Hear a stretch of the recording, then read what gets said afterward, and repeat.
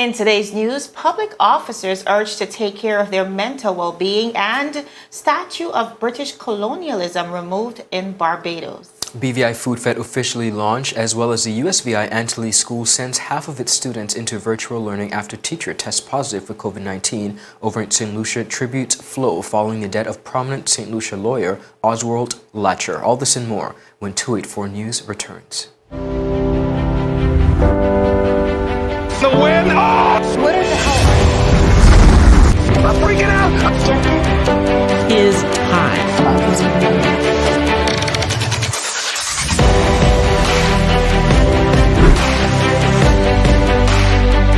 284 News. Coming to you live and direct from the beautiful British Virgin Islands. What's poppin', what's really good, what's happening, what's up? Davis has won it for the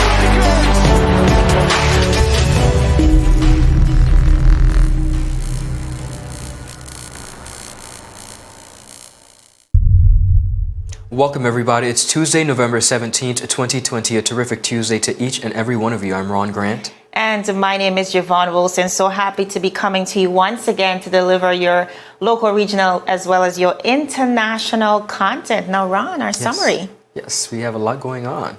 COVID knocks down government revenue nearly by 7%.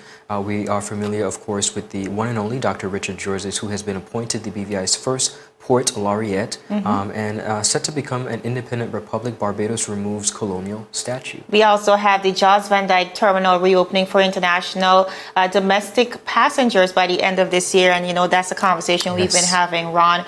Some persons had issue with us only reopening the Terrence B International Airport. Here we see that that's going to be changed now. Also, CDC says the BVI is still, quote, moderately risky. With no cases. Despite no COVID presence here in the BVI. And, you know, we will get into how damaging that can be later on. But for now, viewers, our newscast for today. Now, public officers are being reminded of the importance of their well-being in order to carry out everyday duties as they participate in Public Service Wellness Week. Now, Employee Relations Manager and Employee Assistance Program Coordinator, Mrs. Noreen Callwood-Lewis said, and I quote, "We understand the importance of employees' well-being. Their mental health is important as it impacts productivity. The Employees Assistance Program, which is EAP, offers confidential counseling for all public officers. That means if you have issues on your job, if you have issues in terms of your home life, your private life, or with your children, EAP is here to help and offer assistance," end of quote. Now, Mrs. Callwood-Lewis said that the Public Service Wellness Week is being observed from Monday, November 16th through Friday, November 20th, under the theme, Commit to be Fit, Mind, Body, and Soul. Now, EAP counselor Dr. Albert Tompkins, is encouraging all public officers to participate in the activities during the week, adding that they were designed with the needs of public officers in mind.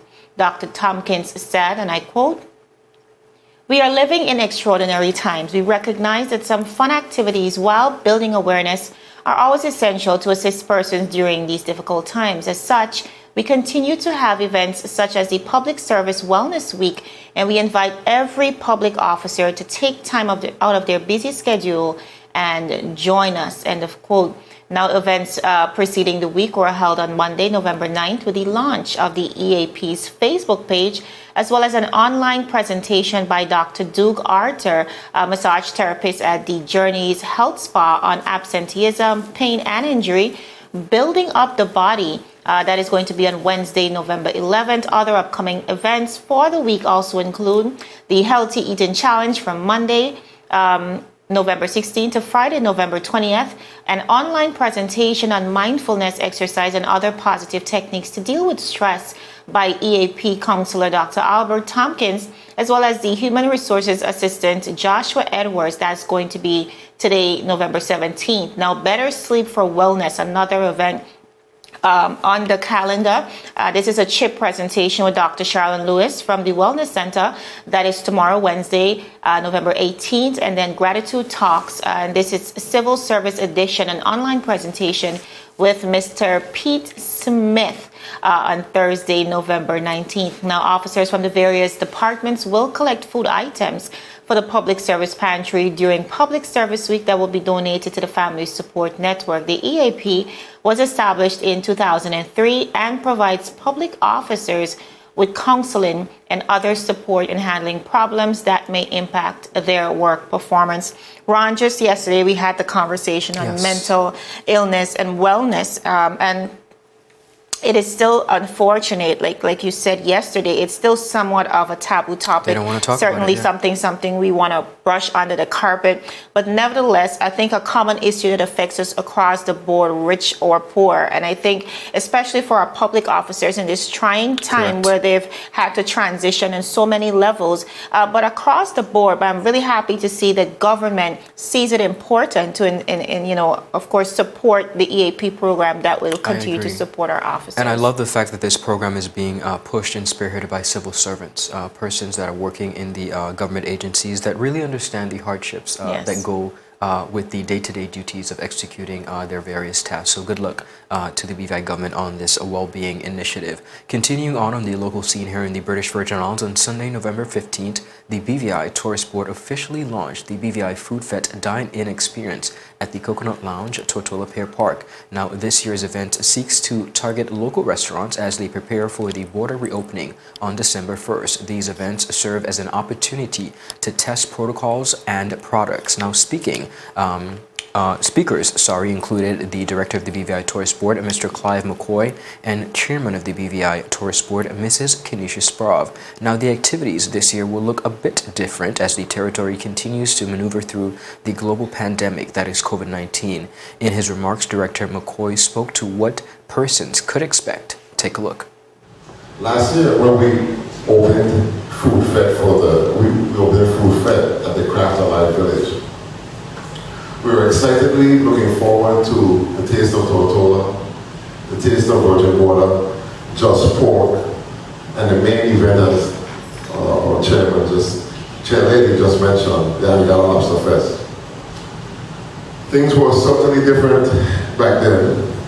We hugged, we didn't wear masks, and even though we probably should have, we didn't have a preference of hand sanitizers. COVID-19 has changed the world in a way that none of us could have imagined. But we who live in the BVI know what it means to be resilient. We know what it means to be tough in uncertain times. Food Fete is a culinary extravaganza that has been in the BVI since 2014 and has become a staple of our community. It allows for our local chefs and bartenders to showcase their skills to the delight of visitors and residents.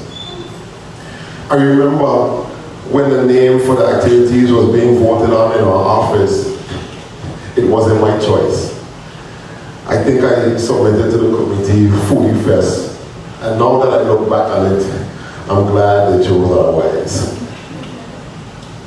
We debated whether we should continue with Food Fete in 2020 with all that is going on, but we decided that we should go for it. We knew we could not execute the events the way we did in the past, so we came up with Food Fete BVI Dino. As the name implies, persons are being encouraged to visit local restaurants in the territory that will be offering prefix menus from the 20th of November to the 13th of December 2020. And on every weekend during this time, we will unleash the award-winning national culinary team on each of the islands so that they can showcase their skills. Our culinary team will feature samples at select restaurants when you dine at participating restaurants on these weekends. I'm excited to see what they come up with.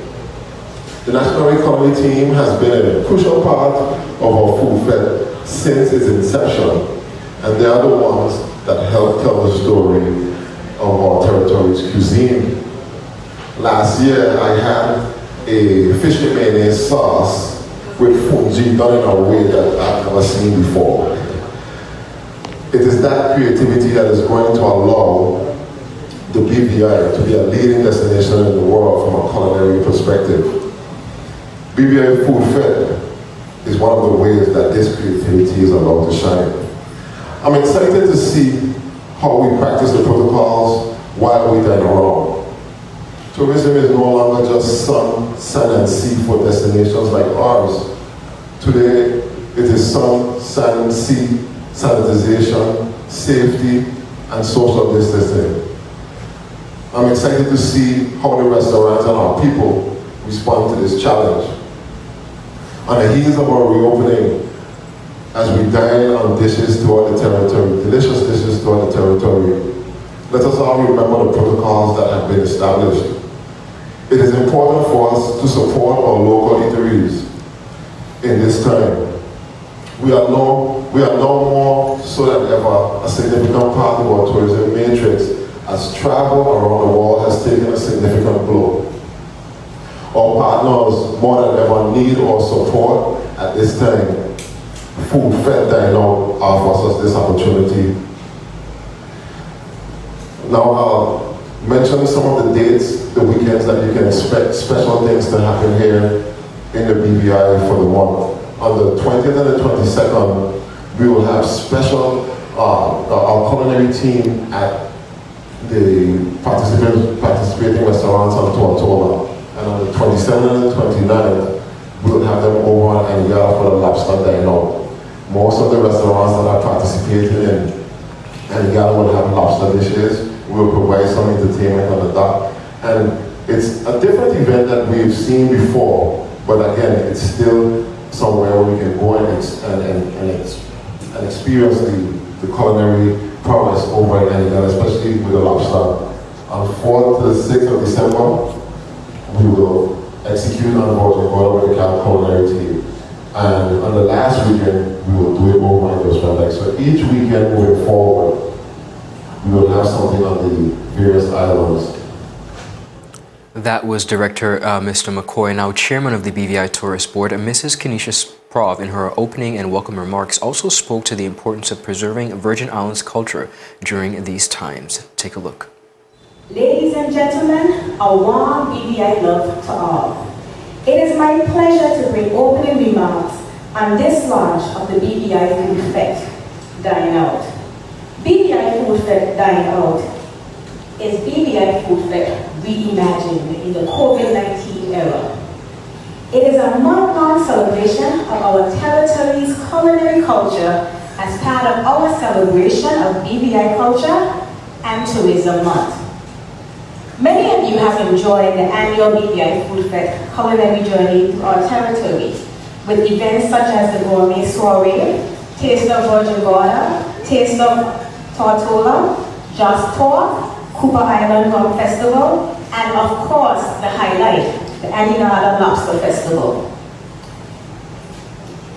When the occurrence of COVID-19 seriously challenged this year's stages of the BVI Food Fete, the Board of Directors asked our team of professionals at the BVI Tourist Board to consider this an opportunity to showcase our culinary legacy in an unconventional manner. The team rose to the occasion and came up with a concept that will work within the parameters of our many protocols in effect with our food and beverage sector. This concept is BVI Food Fete Dine Out. The event presents an opportunity to stimulate our palates while testing our protocols for restaurants and bars in preparation for the reopening of the territory to international guests on Tuesday, the 1st of December. I invite the entire community to participate in this year's event, which will offer a more intimate and personalized experience for all. We appeal especially to our loyal supporters, including our media, our sponsors, vendors, and patrons, to give your support and partake in our scheduled and unique experiences that take you along the Virgin Islands.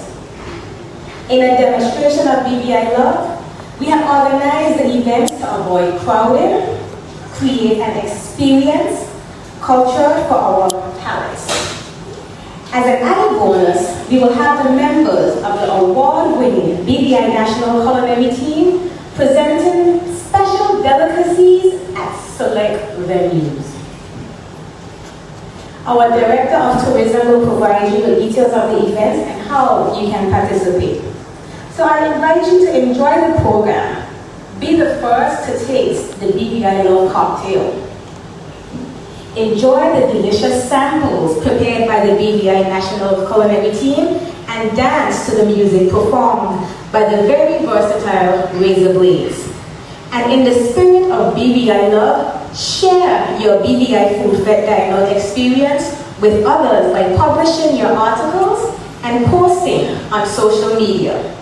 Thank you. That was chairman of the BVI Tourist Board, the talented Mrs. Kenesha Sprov. Now, additionally, it was mentioned that crowded ferries and other boats with revelers and partygoers will not be the order of the day, as is customary for the biggest event that has been featured on the island of Anegada annually, the Anegada Lobster Fest. Now, the highly anticipated Lobster Fest will happen, but with a twist. The event usually sees hundreds of persons heading to the island via air and sea, crowding restaurants and many party spots, with the unlimited aim being to sample the many lobster dishes available. Now, Director of the BVI Tourist Board said, and I quote, "Some of the dates that we can expect special things to happen here in the BVI for a month on basis. On the 20th and the 22nd, we will have our culinary team at participating restaurants on Tortola, and on the 27th and 29th, we will have them over on Anegada for the Lobster Fest." He also continued by saying, now also the restaurants over in Anegada that would be participating would have lobster dishes. We will provide some entertainment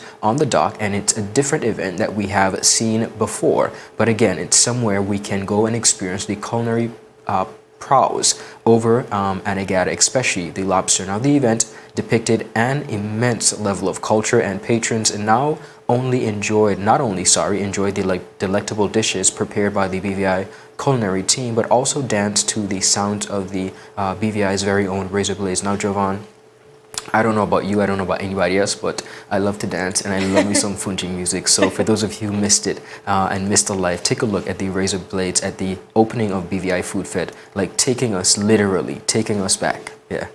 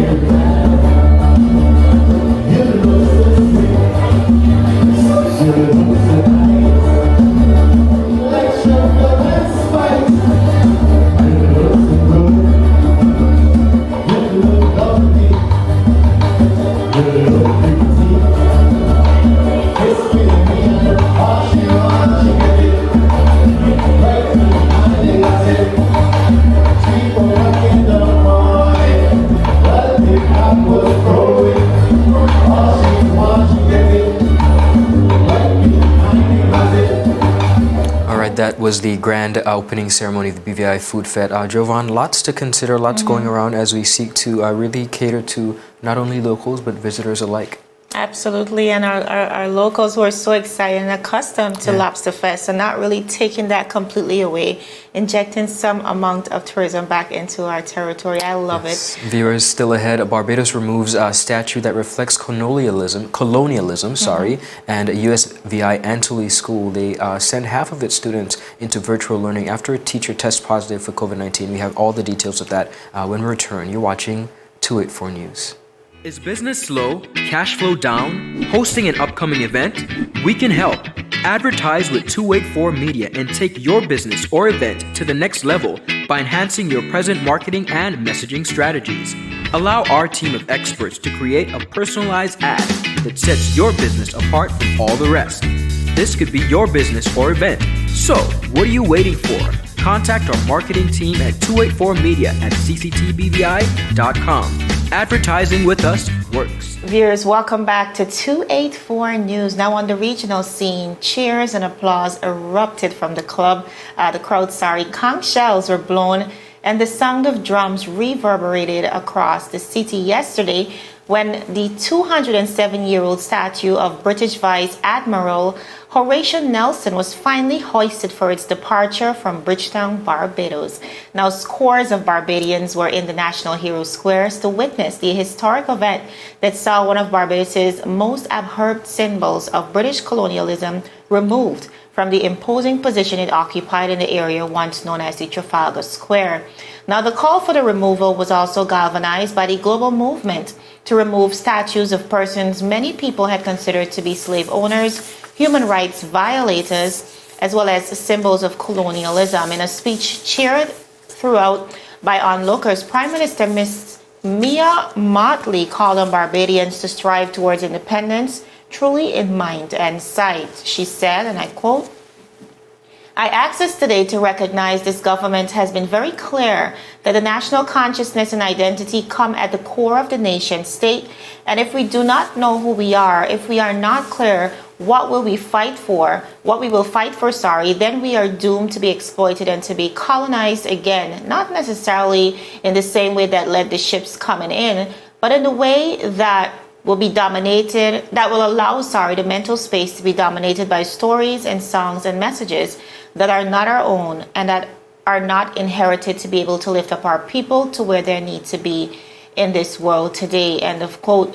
Now, viewers, as the nation Barbados paves the way to become an independent republic on November 30th, 2021, the people are now re-examining notable elements of their colonial past and removing what does not promote national identity. The removal of that statue will now pave the way for the redevelopment of National Hero Square as part of the overall renewal of historic Bridgetown, which forms part of the country's UNESCO-designated World Heritage Site. Now, Ron, this was definitely a monumental and very symbolic event for the people of Barbados who are heading towards becoming an independent republic. The government did declare earlier this year that Barbados will become an independent republic by November 30th of 2021. And of course, this all aligns with that vision to ensure that not only are the people liberated, but mentally they are free from the symbols and all the elements that reflect that colonial age in Barbados. I think Mia Mottley, the Honorable Mia Mottley, could not have said it best. We think of slavery, but there's a lot of mental slavery still really controlling a lot of the people of the region, the Caribbean region. And I think it's imperative that while we seek to really better ourselves and free from a lot of the habits and traits that came from that era of colonialism, I think it's important that we really understand the importance and what it takes to be free. Absolutely. That word is just not something you throw around. It's important. And you know, Ron, we had an exclusive interview with the governor of the Virgin Islands some months ago. The conversation came up. Yes, we spoke about this, the possibility, and this question came from one of our viewers actually.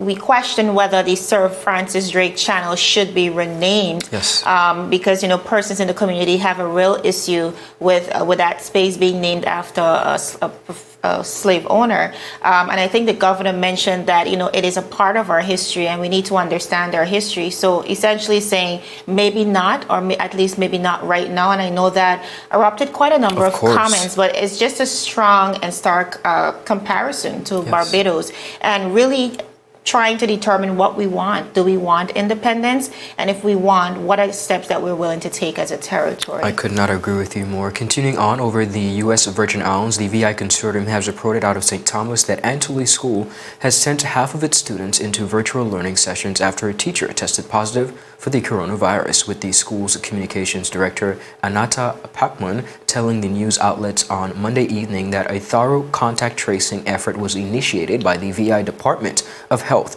Ms. Pakman also spoke highly of the school's own protocols, which include mandatory mask wearing and social distancing. Such actions have allowed the institution to keep the remaining students on campus. Now, news outlets in St. Thomas, USVI, were contacted by an individual who they say was concerned that the school was not taking the matter seriously enough, while questioning the VI Department of Health's contact tracing strategy in this particular instance. Now, Ms. Pakman, however, disputed the claim and said that contact tracking or tracing, effort by the Department of Health was properly performed and that school officials had taken steps to quell any potential spread. She said, and I quote, "It was a multi-tiered tiered response. We have very strict protocols on campus. All students and teachers have to wear masks at all times, and we do observe social distancing. Pacman also noted that students in the 8th to 12th grades were sent home to learn virtually and that a date had not been set for their return to campus.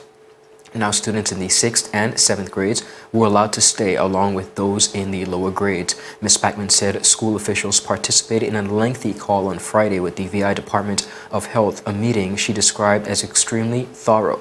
Not only, she said, was it considered a non-exposure, they were very satisfied with our continued protocol and vigilance. She said, speaking to the VI Department of Health response to the school's recommended safety protocols. And she continued by saying that they also didn't recommend that anybody be quarantined. The teacher remains on quarantine. Ms. Pacman said the incident was classified as a non-exposure because of the mandatory mask rule on campus. The positive COVID-19 case was the first since the Antilles opened with an in-person virtual hybrid learning in August. Now, Ms. Pacman said the outcome so far is owing to the school's careful and strict COVID-19 guidelines.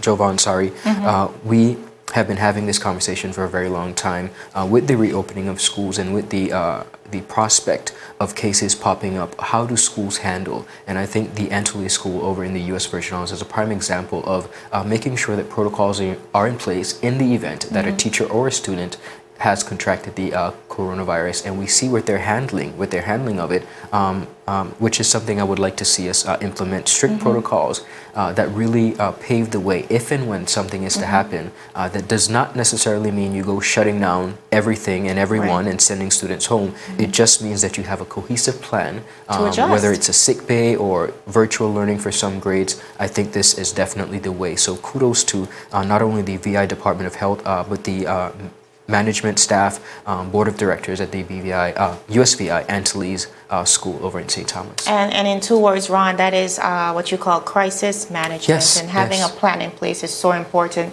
Viewers, we're going to go to a very quick commercial break, but when we come back, we're touching on President Barack Obama launching his book today. Trust me, you don't want to miss this. Stick with us. So you're saying I can ask this cat any question? The cat is connected to the computer. You just type in the question, it will read his mind. There the answer comes.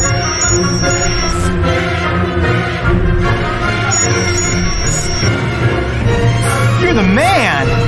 I've been looking for this for weeks. Viewers, welcome back to 284 News. Now, in America, former President Barack Obama's new memoir, A Promised Land, went on sale today, Tuesday, a highly anticipated release, of course, which is likely to be the biggest book launch of 2020, if not probably the biggest, Ron. They're anticipating it might just be. Now, this book hits the shelves just 2 weeks after former Vice President Mr. Joe Biden was voted to replace Donald Trump as president. There was no way, of course, for Obama to know what would be the case, but depending on the results, A Promised Land would reap to Obama's supporters either like a paean to his democratic ideals or an affirmation that they're still achievable. Now, the Obamas wasn't able to achieve them in his time in office clearly weighs in heavily on him. The most powerful person on earth was rarely able to get his way, and this was some of what the book encapsulates, viewers, for over 700 pages, detailing his political career up to the 2011 killing of Osama bin Laden. He has so many strengths, and brevity is definitely not one of them. But Ron, this is not the first coming from former President Barack Obama. I think the fourth as it relates to his memoir, but certainly encapsulating who he is as a person, his political pursuit, but really going back to his morals and what he represents. Jovan, I don't know who is my favorite, Michelle or Barack, but listen, I have a bias. you have to go with the two of them. Of course, her book, not taking anything away from him, her book Becoming was absolutely a success. So we got to get some copies. We'll put that in order, and we encourage you viewers as well to check it out. All right, viewers, of course, more information on that story is available via our website, 284 Media. But for now, thank you so much for joining us. I'm Javon Wilson. And I'm Ron Grant. A happy Tuesday, and we'll see you tomorrow. Bye-bye.